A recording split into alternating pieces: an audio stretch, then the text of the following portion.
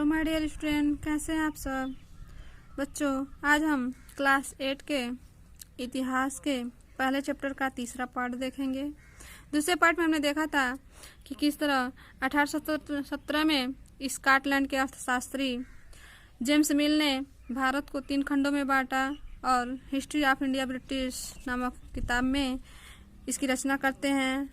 और उस समय इतिहास को अलग अलग खंडों में बांटने के लिए अंग्रेज गवर्नर जनरल वारेन हेस्टिंग्स 1873 में भारत के पहले गवर्नर जनरल बनते हैं और फिर अंग्रेजों ने हमारे देश को जीता और स्थायी नवाबों और राजाओं को दबाकर अपना शासन स्थापित करते हैं। आज का हमारा पॉइंट है प्रशासन अभिलेख तैयार करता है, यानी कि किस तरीके से प्रशासन अभिलेख को तैयार करता है। हम किस तरह जानते हैं कि प्रशासन अभिलेख कैसे तैयार करता है। कारण कि भारतीय इतिहास के पिछले 250 साल का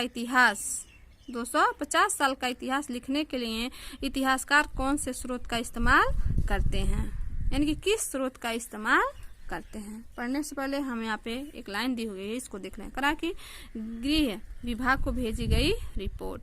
सन 1946 में भारत की औपनिवेशिक सरकार शाही भारतीय नौसेना के जहाजों में सिपाहियों की बगावत को कुचलने का प्रयास कर रही थी और उस समय विभिन्न बंदरगाहों से गृह विभाग को जो रिपोर्ट मिल रही थी उसके कुछ नमूने इस प्रकार हैं, जैसे कि बम्बई, जो इसमें मुंबई बना है।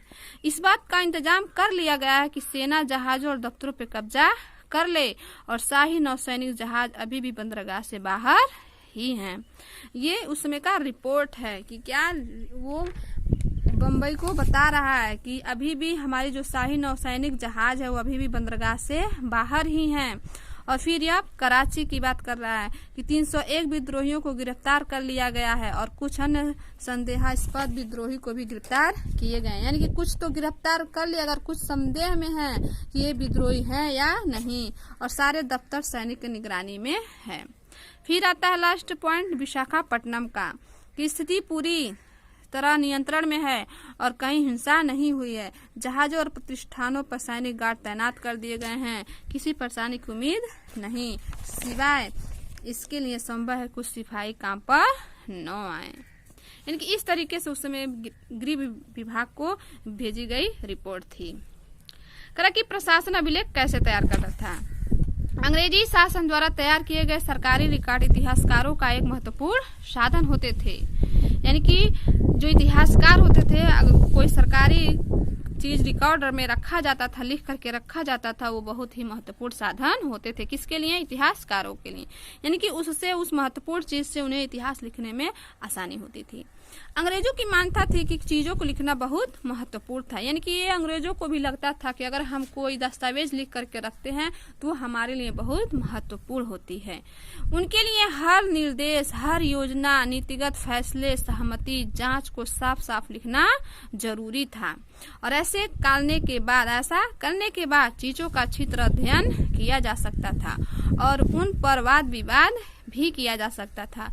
इस समझदारी के चलते ज्ञापन, टिप्पणी और प्रतिवेदन पर आधारित शासन की संस्कृति पैदा हो जाती है। यानी कि इस दस्तावेज के चलते जो हमारे प्रतिवेदन थे उस पे हमारी संस्कृतियां पैदा हो रही थी। अंग्रेजों को यह भी लगता था कि तमाम अहम दस्तावेजों और पत्रों को संभाल कर रखना जरूरी है, लिहाजा उन्हें सभी शासकीय संस्थानों में अभिलेख कक्ष भी बनवा दिए हैं। तहसील के दफ्तर, कलेक्टर, कमिश्नर के दफ्तर, प्रांतीय सचिवालय, कचहरी, इनकी सबके अपने रिकॉर्ड रूम में होते थे। यानी सारे चीजों का अपना रिकॉर्ड रूम होता था।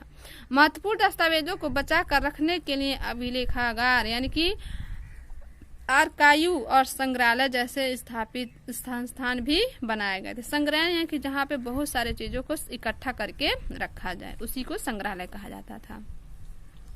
19वीं सदी की शुरुआत में प्रशासन की एक शाखा से दूसरी शाखा के पास भेजे गए पत्रों और ज्ञापनों को आप आज भी अभिलेखागारों में देख सकते हैं। यानी कि 19वीं सदी की जो शुरुआत की प्रशासन की चीजें थी वो आज भी जो अपने देश के अभिलेखागार हम वहाँ पे आप देख सकते हैं। वहाँ आप जिला अधिकारी द्वारा तैयार किए गए नोट्स और रिपोर्ट पढ़ सकते हैं और उन पे निर्देश और सुझाव भी दे सकते हैं। 19वीं सदी के शुरुआती सालों में इन दस्तावेजों की सावधानी पूर्वक नकलें बनाई जाती थी। उन्होंने खुशनसीबी के माहिर लिखते थे, खुशनसीबी या सुलेखनवीस ऐसे लोग होते थे जो बहुत सुंदर ढंग से चीजें लिखते थे और 19वीं सदी के मध्य तक छपाई भी की जाती थी। यह क्या करा कि भारतीय राष्ट्रीय अभिलेखागार 1920 के दशक में बना, यानी कि यह एक ऐसा अभिलेखागार है, संग्रहालय है जो 1920 में भारत में बनाया गया है। करा है कि जब दिल्ली का निर्माण हुआ तो राष्ट्रीय संग्रहालय और राष्ट्रीय अभिलेखागार दोनों ही वायसराय के निवास के नजदीक बनाया गया। वायसराय यानी कि जो उस समय के गवर्नर जनरल होते थे। इससे पता चलता था कि अंग्रेजों को सोच में इन संस्थानों का कितना भारी महत्व होता था। चल रही है, छत पे बना रहे वीडियो, इसीलिए हवा भी चल रहा है। करा की तकनीक भी फैलने लगी थी और इस तकनीकी के सहारे प्रत्येक सरकारी विभाग की कार्रवाइयों के दस्तावेजों की कई प्रतियां भी बनाई जाने लगी। सर्वेक्षण का बढ़ता महत्व, यानी कि उस समय सर्वेक्षण का कितना महत्व बढ़ता था। औपनिवेशिक शासन के दौरान सर्वेक्षण का चरम महत्वपूर्ण होता गया। अंग्रेजों का विश्वास था कि किसी देश पर अच्छी तरह शासन चलाने के लिए उसको सही ढंग से जानना जरूरी होता था।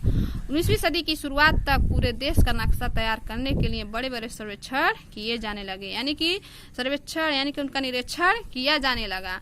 गांवों में राजस्व सर्वेक्षण किए गए। इन सर्वेक्षणों में धरती की सतह, मिट्टी की गुणवत्ता, वहां मिलने वाले पेड़ पौधे और जीव जंतु तथा स्थानीय इतिहासों एवं फसलों का पता लगाए। सर्वेक्षण मतलब सभी चीजों का निरीक्षण जहाँ पे होता उसी को सर्वेक्षण कहा जाता है, यानी कि जंतु से लेकर के मानव तक और मानव से लेकर के आपके पृथ्वी, पेड़ पौधे, मिट्टी, यहाँ तक के जितने भी पृथ्वी पे चीजें हैं। 19वीं सदी के आखिर से हर 10 साल में जनगणना भी की जाने लगी थी। जनगणना यानी कि जहाँ पे लोगों की गणना होती है। जनगणना के जरिए भारत के सभी प्रांतों में रहने वाले लोगों की संख्या, उनकी जात, इलाके और व्यवसाय के बारे में जानकारियां इकट्ठा की जाती थी।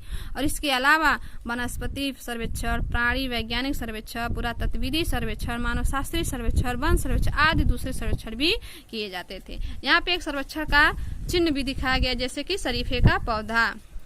ये 1770 के दशक की बात है कि अंग्रेजों द्वारा बनाए गए एक वनस्पतिक उद्यान और प्राकृतिक इतिहास के संग्रहालयों में विभिन्न पौधों के नमूने और उनसे संबंधित जानकारियां इकट्ठा भी की जाती थी और इन नमूनों के चित्र स्थानीय कलाकारों ने बनाए थे।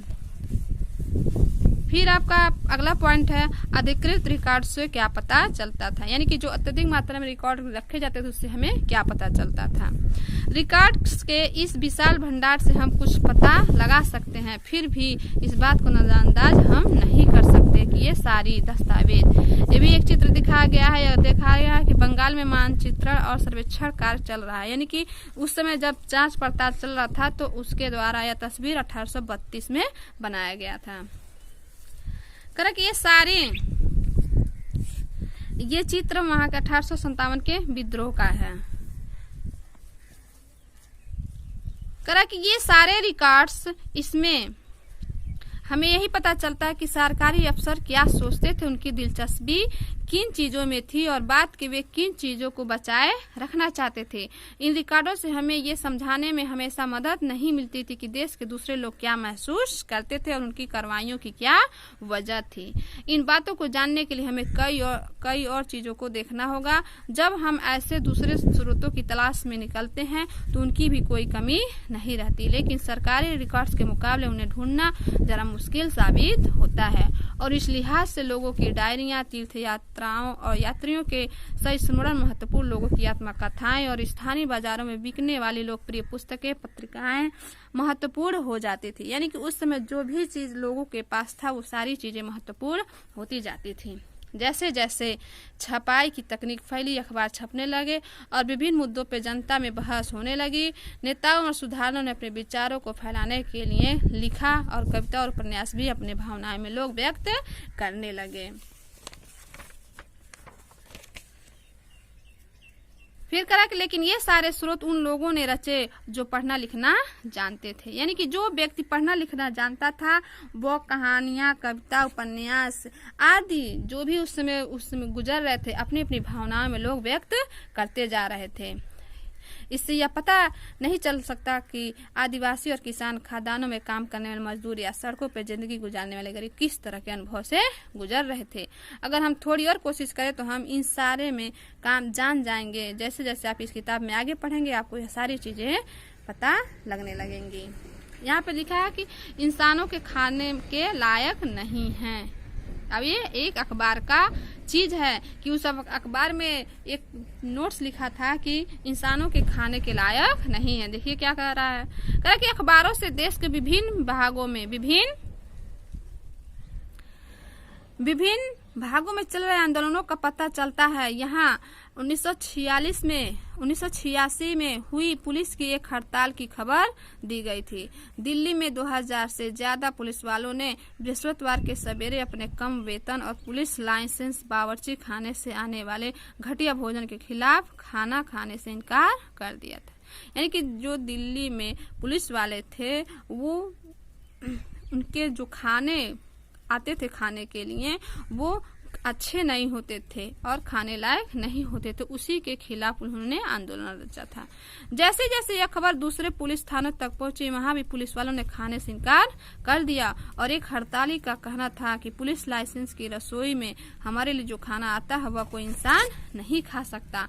हम जो चपाती और दाल खानी पड़ती है उसे जानवर तक भी नहीं खा सकते। हो सकता है वो खाना बहुत सख्त हो और स्वादिष्ट न हो और इसलिए वो खाना पसंद नहीं करते थे। तो आज हमारा पहला पार्ट यानी कि इतिहास का पहला पॉइंट कब, कैसे और कहाँ समाप्त होता है। नेक्स्ट वीडियो में हम लेसन 2 पढ़ेंगे। लेसन 2 हमारा है व्यापार से साम्राज्य तक, यानी कि व्यापार से साम्राज्य तक यानी कि कंपनी की सत्ता स्थापित कैसे होती थी। तो इस चीज को आप अच्छे से पढ़ लीजिएगा। जो इसमें इम्पोर्टेंट चीजें उसको नोट कर लीजिएगा। इसके साथ ही आपको क्वेश्चन आंसर भी भेजे जाएंगे, उसके साथ नोट्स भी तैयार करते जाइएगा और इस लॉकडाउन का अच्छे से फायदा उठाइएगा, पढ़िएगा। और ये चैप्टर हमारा समाप्त होता है। धन्यवाद।